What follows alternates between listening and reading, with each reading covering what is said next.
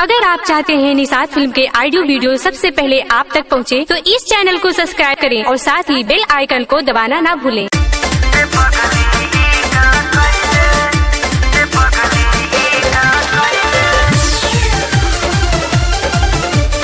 Music by Neeraj Shrivastava.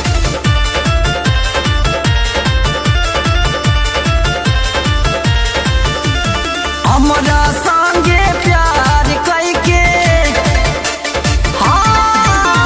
हमरा संगे प्यार कैके दूसरा से शादी रचैले रे पगली। ई का कैले कि हमके जियत मुआइले।